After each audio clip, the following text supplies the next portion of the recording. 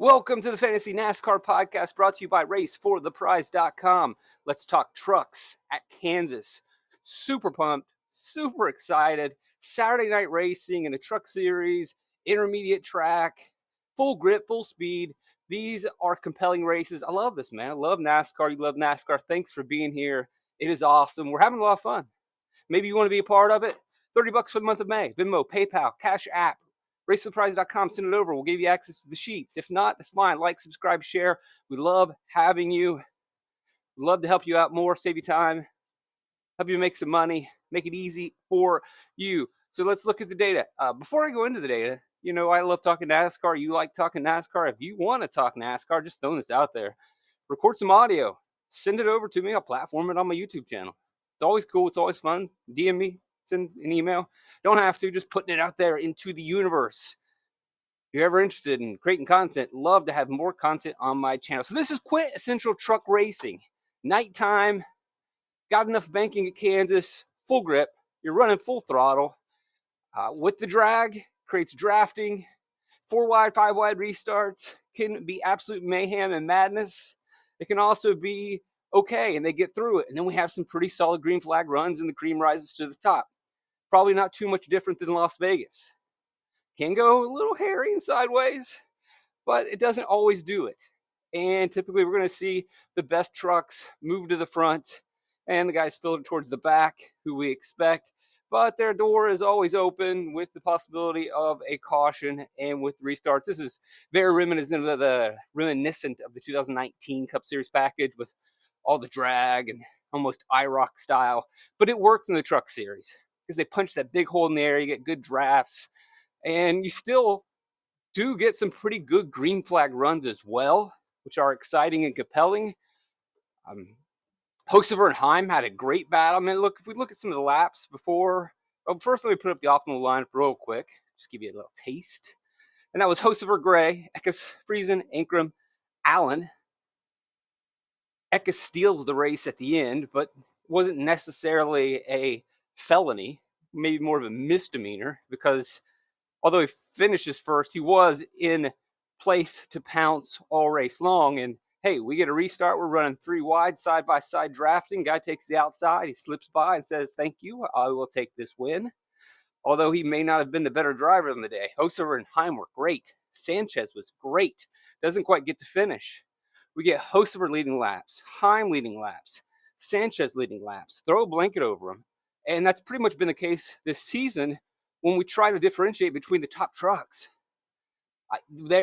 Aside from Kyle Busch and his domination at Texas recently, we'll talk about that later in the podcast, no truck really has separated from the field. And that's a situation we're going to have to accept and wrap our minds around as we make our picks for Kansas, that who's going to lead the most laps, who's going to get out in clean air and separate. And even at Kansas, we see drivers separate, and then the field kind of comes back to them because some drivers are just better on that day. So again, Sanchez, Heim, Hocevar. You have other guys that run up close to the front that have good days. Again, Hocevar, Gray, Eckes, Friesen, Ankrum, Allen are your optimals. Lawless, Allen, and the Nice truck. Lawless, Allen, optimal. You guessed it, 2 laps down. Hey, what are you going to do? Embrace it, accept it. We'll talk more about that situation and just kind of the norm in the truck series. When we're looking at value, it's not so much comparing value to the top tier or imagining the value picks outracing the top tier. It's just amongst the value drivers, who has the best day, who's the best driver 2 laps down. Let's look at that battle, or some of these battles. Look at the laps real quick from that race. And I'll just fly through on the screen, and you can see it's ranked right now by finishing position. But I want to go towards more some of these green flag runs. As you can see here on lap 48. So you get Nick Sanchez leading about 10 laps. But Hocevar is able to slowly, methodically come back up. Wide track, make a move, make a pass. Hocevar wins the stage. All right, let's do it again. Let's see what happens on pit road. Now Heim takes the lead. Heim has the lead for about 7 laps. And then we have Hocevar again. doing the work, catching back up, making the pass. Heim's not done. Heim gets back at him. A great battle here in stage 2 if you want to watch it on YouTube. Ultimately, Heim scrapes the wall a little bit during this crazy back and forth, and Hocever will pull away. Pretty good racing. After pit cycling, though, hey, Heim, you're back in the lead. Pretty fun racing. Then we get the caution at the end, and Eka says, I'll take this baby. So no one really runs away with the race. It's a pretty good back and forth. Different drivers leading during different times, different drivers picking up fast laps during different times. Sanchez, he gets his moment down here as well, where he leads again after leading early. So 3 guys that we mentioned earlier, just driving their way to the front, making some moves, able to get some places in green flag runs. Restarts are going to really put some people in clean air and help them out, but ultimately I don't think it's going to be steroids for these drivers. That as long as you don't have a wreck on a restart or an absolutely abysmal restart, the drivers that we like should finish inside the top 10, and the backpack should finish in the backpack, and that middle tier, the bottom of the top tier, should filter in where they're supposed to. We may have some creep through a little bit, but as we run green, plenty of space in this track where if you have enough power, you're going to be able to work forward. You're going to be able to side draft and run the bottom or run the top to get out of the dirty air, to avoid the drag and get yourself a little bit forward, space by space, bit by bit, position by position. Let's look at that optimal lineup from Kansas from last year a little more thoroughly. You can only fit one hog in that lineup, price-wise, and that's Hocever. Heim and Sanchez don't end up in there. What becomes a better situation is the place differential that opens up. Taylor Gray, 14 place differential at 8,500. Top finish. Finishes much better than where he should. Now, this is definitely dependent on that caution at the end. So don't build your lineup based on this one Kansas lineup. We'll go through a couple more real quickly, but remember, it's going to be highly dependent on the situation that unfolds at the end. Eckes ends up in because he's just slightly cheaper than Heim, and Sanchez ends out because of the restart at the end that filters him on a bad restart. Tough build if you had Sanchez in your lineup because it was a good selection, just the break didn't go your way at the end. Went to Eckes. Friesen gets you 13 place differential. Typical Friesen type day, although he has been pretty good at Kansas in the past. And then gets a little bit of a boost.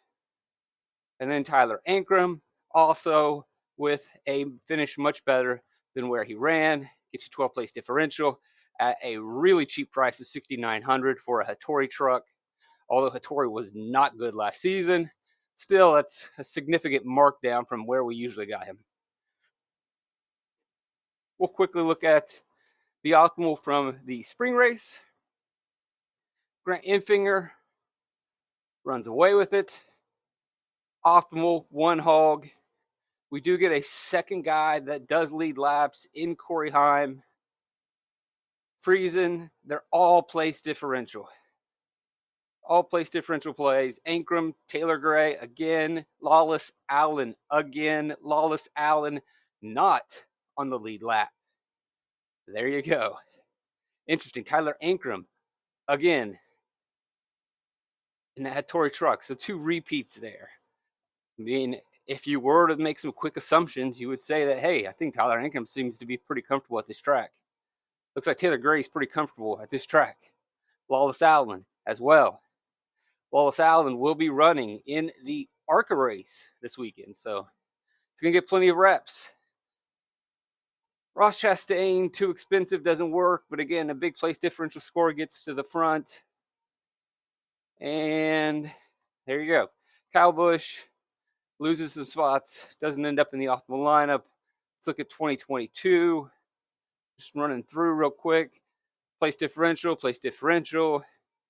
Kazgrala, value pick, not on the lead lap. Kazgrala running for Young in this race. But He starts 30th, gets you 12 place differential, finishes 18th. Not too much of an increase from his average earning position of 24th. And then Timmy Hill, punting, finishes a lap down, 25th to 19th. Gets you in there. We'll look at one more, and then we'll talk a little bit more about the last Kansas race in specifics. One hog again. We're really not seeing 2 to 3 hogs. It's just the way that has worked out because the place differential has been just a better point per dollar play and has helped build better lineups. Again, we'll know that going into the race if the place differential is there. If the place differential is not there, then we could see 2 hogs pop up. There's going to be 2 to 3 drivers that lead laps and run fast laps, and they're going to be expensive. It just comes down to, do those expensive second and third hog or dominators end up being better point per dollar plays than the slightly expensive place differential drivers who can make gains on restarts, who hang on to the lead lap, and have so far shown to end up in the optimal lineups. We'll have an idea when we see the grid where we stand. If we have the place differential drivers there, then I think I'll probably select 2 hogs, knowing that I only need 1, and hope for a winning lineup and not necessarily the optimal lineup. But that's a bridge I will travel across when we get there. Infinger place differential, Eckes a place differential play. Ty Majeski, really nothing special there. Starts 3rd, finishes 2nd, average position 4th, but he's pretty affordable at 8,600. Then you get Fogelman finishing a lap down, value driver. Is this another young truck? This is Lane. This is on point. You'll remember back in 2019, it was Brennan Poole. This was kind of their final year of running those trucks before they really became, they pull them out every once in a while, but they were slightly still acceptable in 2022 when they would run part-time. Either way, place differential place starting 35th, not the worst equipment in the world. Fogelman, plenty of experience, just one of the best drivers lap down. Tyler Hill gets it done, starting 33rd, lap down. The Hill trucks have had some pretty solid performances, so maybe that's something to circle around. Again, when you're looking at your value, you don't want to compare apples and oranges. You're not really comparing them to the top tier. You're looking at them saying, when you hit that grid, all right, which guy can be the best to lap down? Which guy can be the best 2 laps down? When they're battling at the end in the back pack, who's going to get the restart? Who's got a chance of moving forward? And even when you're making that decision, you're looking at the back pack and saying, all right, I've got this set of drivers. We're hitting a restart. They're all 1 lap down. Well, probably, regardless of the result, heading into that, you want the guy that has the maximized place differential. You got a guy in the back pack who beats all the other guys. Let's say, one of the benefits of imagine the restart towards the end of the race. Tyler Hill is 1 lap down. He started 33rd. If he can make some passes, that's a big gain. The driver that started 25th and is 1 lap down right there with that backpack, there's nowhere for him to go. He's not going to score any fantasy points. Even if he beats the rest of these drivers in the backpack and wins that class, he didn't score any fantasy points. Whereas Tyler Hill, he didn't win the class, but he finished midway through that backpack. He's going to score more fantasy points based on his place differential. Take Fogelman, starting 35th, doesn't have to be the top of that back, the C class or however, you imagine like an IMSA race. He doesn't have to be the best of that class of trucks because of his starting position from a fantasy perspective. If he is the middle of that class, then point per dollar wise, he's going to be a better play. So, some drivers that we've seen in the optimal lineup. Now, as we try to figure out who's going to be the best, we have to kind of decide what trucks have the most power, who's been the fastest this season, and I wonder if I can throw that on the screen. I can give you a sample of what I kind of am looking at the moment. We'll just look at Texas right here, and you see this big green splash on the screen. The drivers that were fast at Texas, which was generally a pretty green run. We all remember the beginning of Texas. Tyler Ankrum was pretty chalky, and then bam, that blew up. But then the rest of the race, you may have forgotten, is pretty green. Get some cautions at the end, but they don't affect the racing too much. But for the most part, we did get some green runs. And during those green runs, we see the cream rise to the top. Race goes green, cream rises to the top. And there it is. Kyle Busch, Corey Heim, Sanchez, Eckes, lesser extent, St. Smith, Daniel Dye, kind of surprising, and then Taylor Gray. But the dark guys, the guys that ran 1, 2, 3, 4, and 5 in terms of top 5 laps, really not a surprise. Kyle Busch, number 1, yes. Number 2, Christian Eckes, I agree. Sanchez, 3, Heim, 4, that's fine by me, and then Taylor Gray, 5th. And as I've been saying on the podcast all year, he is my dark horse candidate to win the championship, and he's only getting better. Tricon has good trucks. They are only getting better. Remember, this is a relatively new Toyota team. I know Gilliland's been around for a while, but their new relationship with Toyota, it's going to probably take a while to grow. It's only season 2, and season 2 is looking pretty good. You got Heim, championship contender. Taylor Gray, championship contender. They're stout. Eckes looks good. Sanchez for Rev looks really strong. And obviously, anytime Kyle Busch gets in the truck, shut the front door. Can't see it on the screen, but I will talk about the same kind of situation when we look at top 5 drivers and we look at speed. And you could look at Bristol. I don't mind saying that. And if you look at Bristol, Christian Eckes, 249 of the 250 laps in top 5. Busch, same numbers. Next, Zane Smith. Matt Crafton has a terrific day. Tyler Ankrum was there. Now, Tyler Ankrum obviously did not show up for Texas because he wrecked early, had his issues in practice. Heim had a ho-hum day.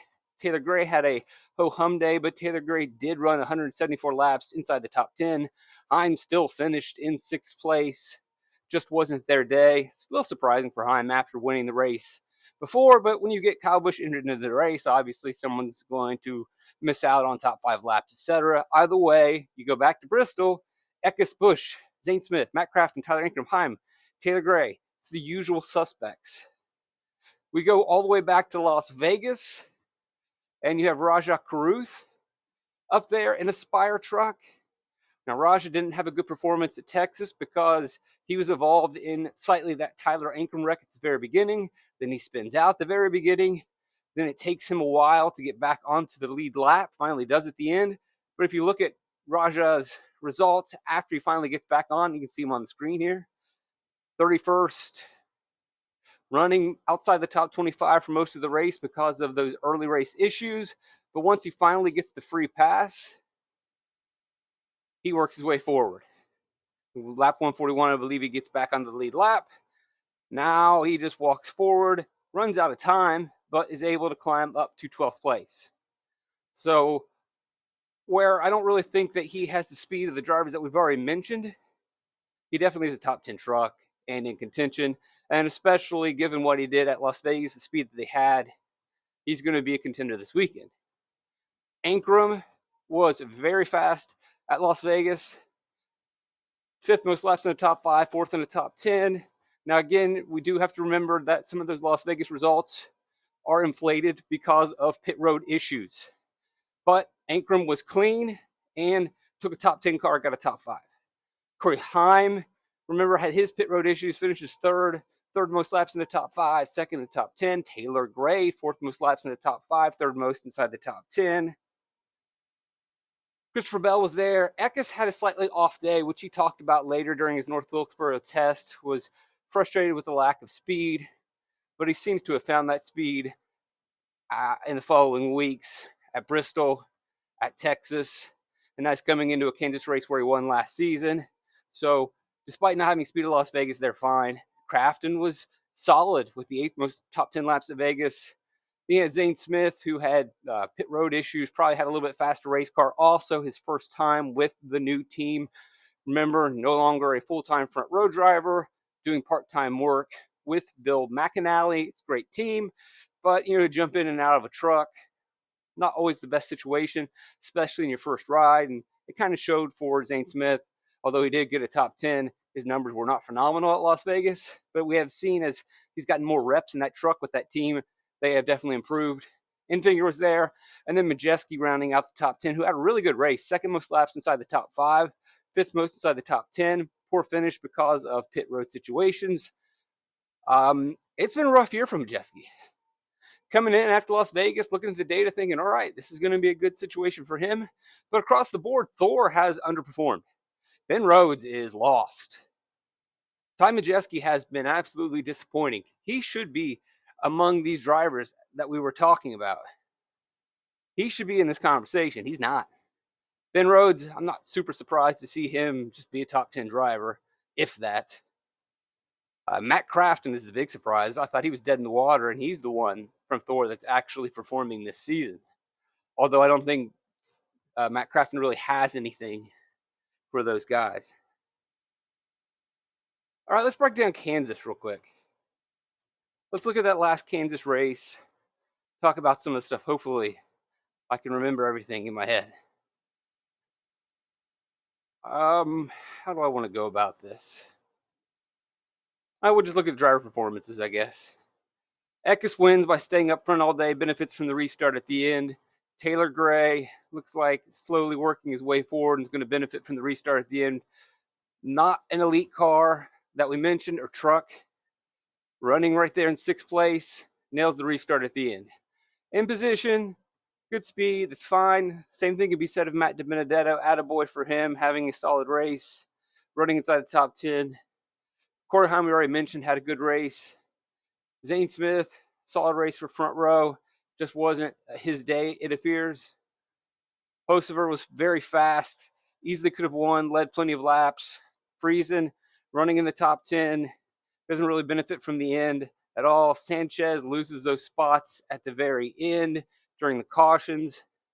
Ankrum gets a little bit of a boost, but overall, 18.2. I wonder if he caught a caution that boosted him, or did he have to work way through traffic that really hurt his starting position? Really kind of just out there grinding during the first couple stages, which we can see a truck do, just hanging on to the lead lap, not really racing. And that can sometimes hurt your average running position.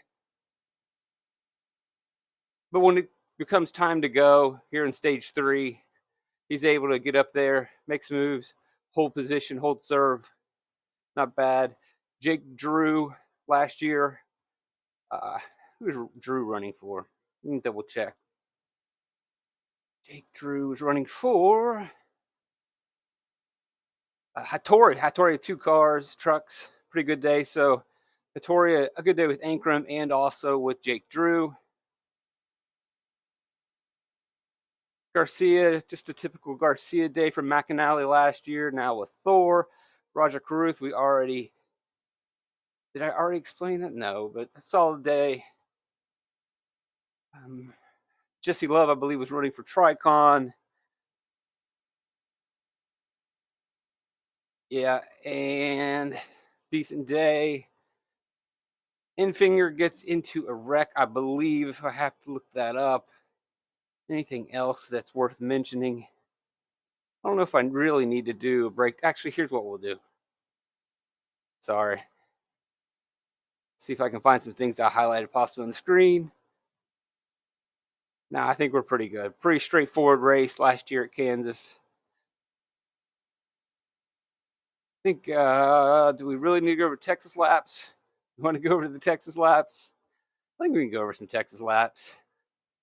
So if we look at Texas, our most recent intermediate track, it's Busch, it's Heim, it's Sanchez, it's Eckes. Busch pretty much runs away with the show for the most part.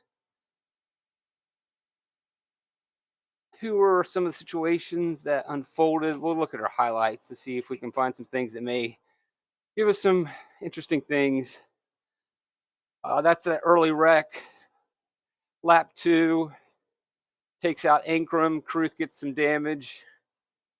Carruth then spins on lap 12. What are some other pivotal moments in this race? I think Zane Smith, or not Zane Smith, Lane Riggs has to pit early. I don't think that ultimately hurts his race. The spins at the end. There's Carruth getting the free pass in lap 152. Just pretty much a green flag race. Cream rises to the top. Oil and water split. Your backpack settles at the back. I would expect something very similar in this race as well. I don't think we really need to overthink it. Pretty excited. Let's look at some ultimate lineups really quickly. Let's go back through that. Actually, let's look at the Texas optimal lineup first. So what worked in our last race? You had one hog.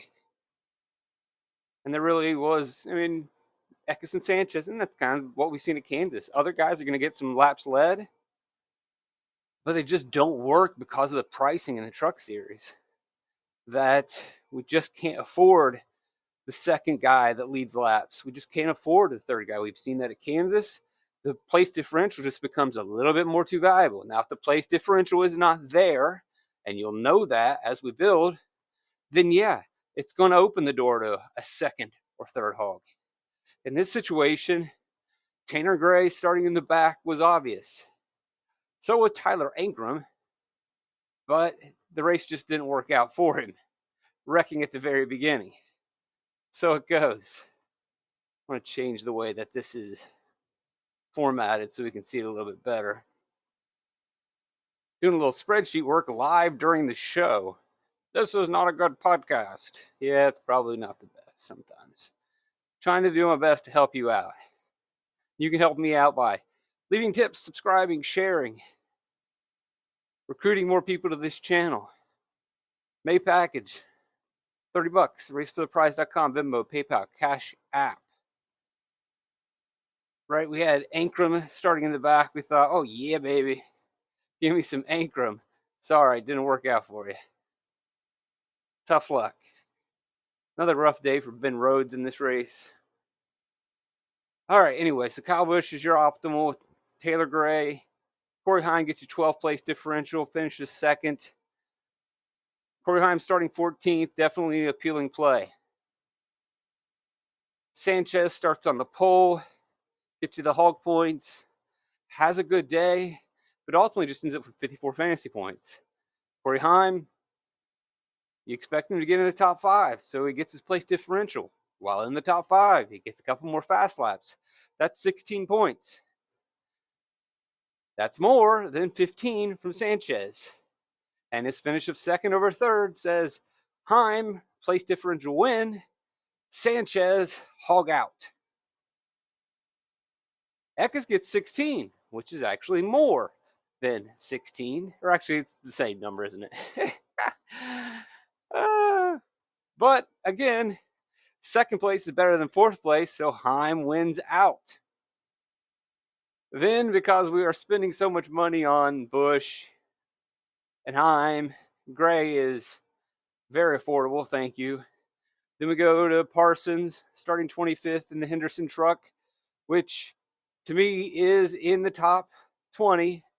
And so for him to run 15th, not too much of a surprise. Obviously, Parker Kligerman got pretty good results out of this truck.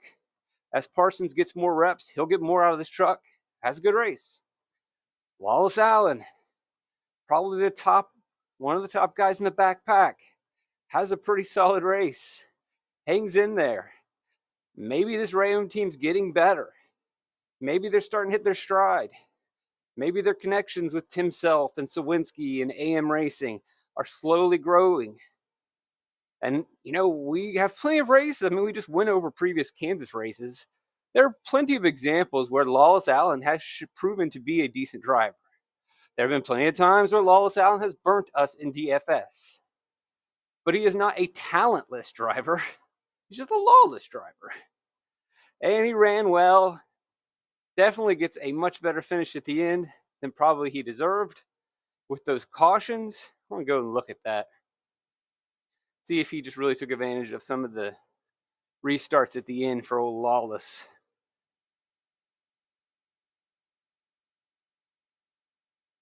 Seventh place. Yeah, it looks like he runs long and catches the caution. And so he jumps from probably what would have been, yeah. Now, either way, a 21st running position for Lawless Allen, that's pretty good. Average running position, I believe, 18th? That's a solid day for a Ram truck. That put them in position to be able to say, let's hang on, let's stay out, let's see if we can catch the caution. Other drivers that were a lap down couldn't do that. Other drivers that weren't running around 20th couldn't do that. He had enough speed to do that. He executed, his team executed. That's a good step forward for Ray, and that's the kind of thing that we expect out of like a Bailey Curry. Runs long, catches the caution, obviously gets a much better finish, but that isn't magical mystery tour. It's not inexplicable. It's that, hey, this truck had enough speed to roll the dice, and it worked out for them. And obviously, Lost Allen's going to be a guy that I like this week, and every time I'm really high on Lost Allen. We all know how that goes. Daniel Dye from McAnally runs up in the top 10 all day, finishes up front. Just an egregious price at $5,800. Clearly had speed if he was starting 6th.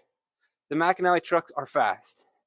As I've been screaming and shouting all year, Daniel Dye is better than advertised. Put a little bit more respect on his name. He's not a top 10 driver, but when we look at that top tier, he can be a top 15 guy. And on this day, he was a top 10 guy. And even if he's only a top 15 guy at 5,800, definitely worth consideration. I know that's a scary pick starting 6th, and absolutely no one wants to go there, and that's fine. You could have went down to Mason Massey and chased place differential. You could have gone down to Timmy Hill and chased place differential. You don't necessarily need to build the optimal lineup. You just want to build the winning lineup, and that's completely acceptable. To go to Massey, who finishes a lap down. Again, reviewing our strategy of who can just maximize points in that back class at the end.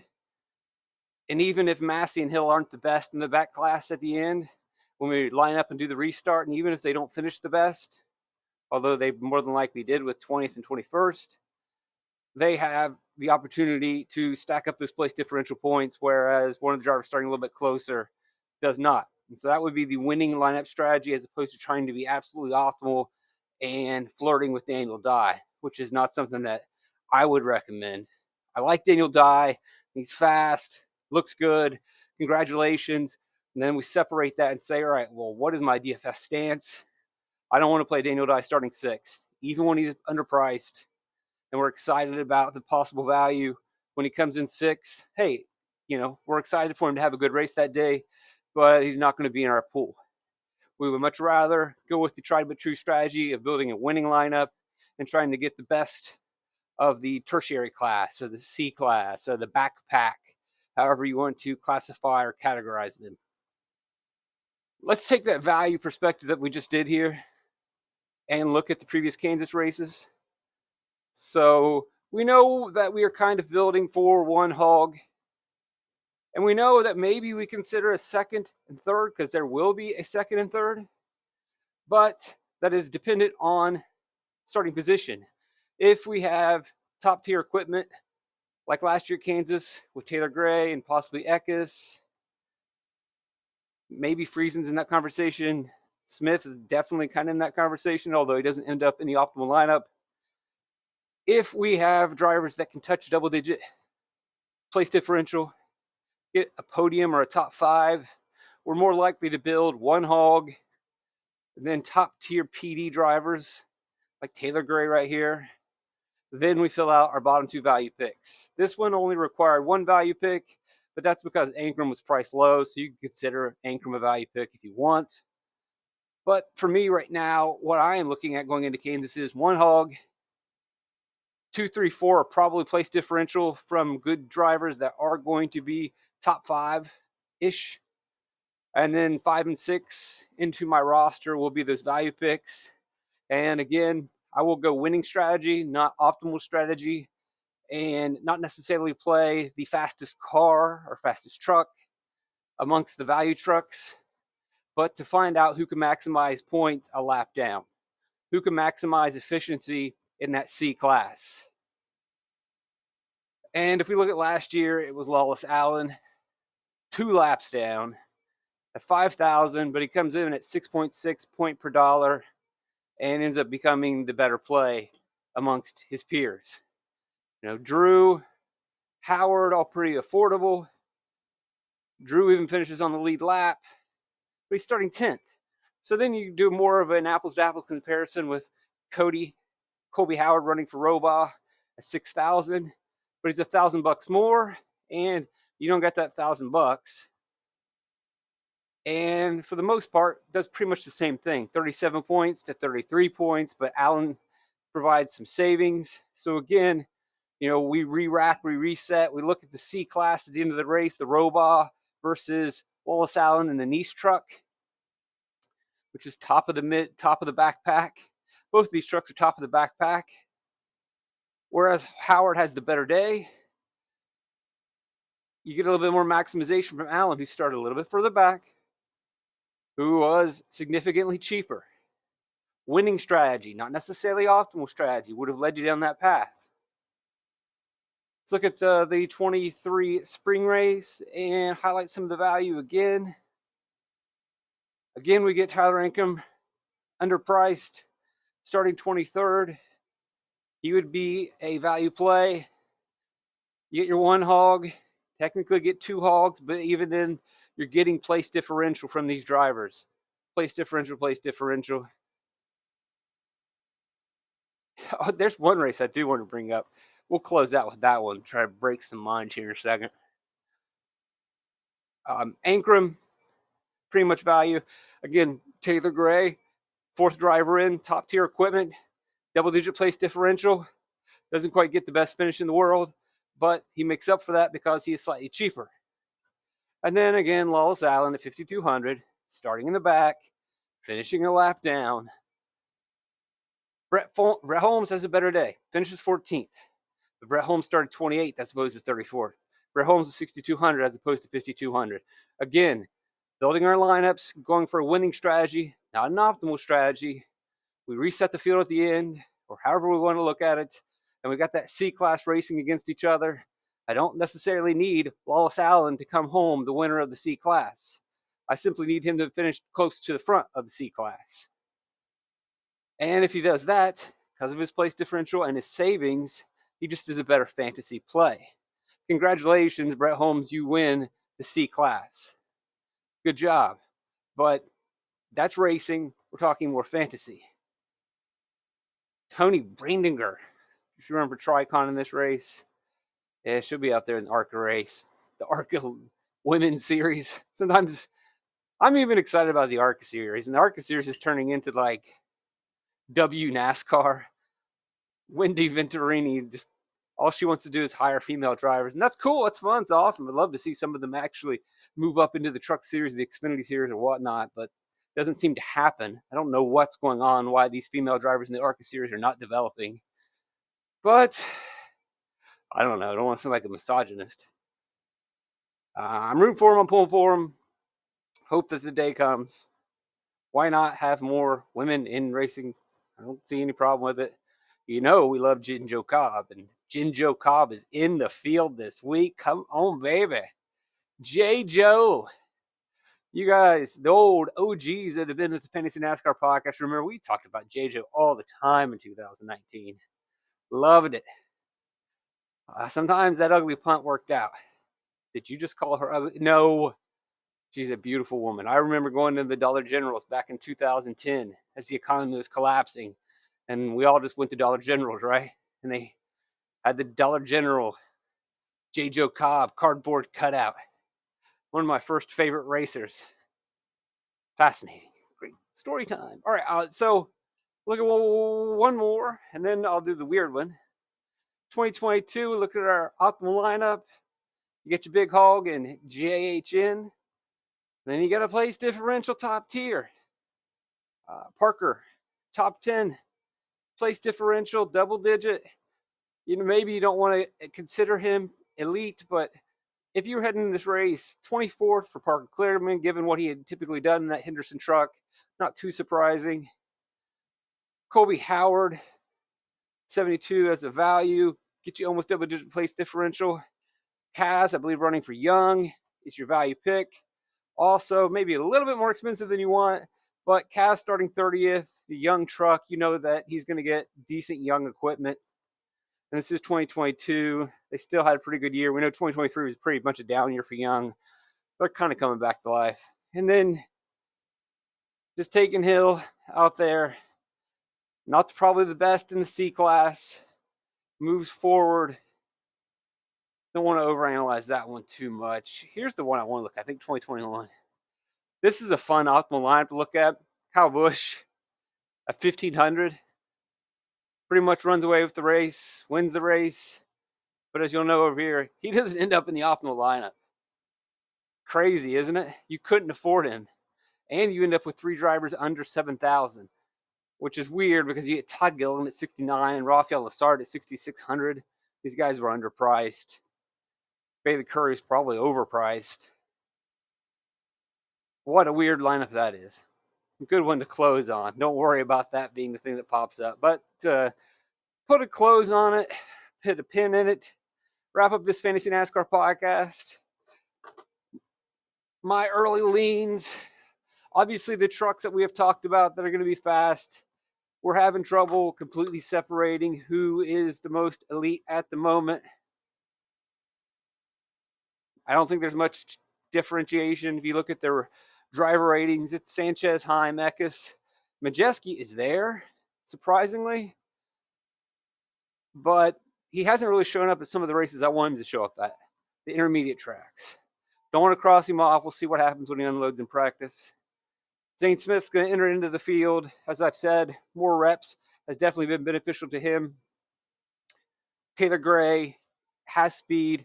I don't consider him a hog yet or a fast lap guy. He's not Sanchez, Heim, Eckes category, but he's almost there. Say Majeski's almost there. Zane Smith could, because Zane Smith can play some shenanigans because he's not running full time. Can't cross him off. Running down through the list, I think that's pretty much it when we're looking at elite teams. And we'll talk later this week. We can do a price check about, Cameron Waters and Connor Mosack and get into some of these more deeper plays. Thanks for joining me. Truly blessed to have you guys around. I love doing this. I love you guys. Trip to the Light's fantastic.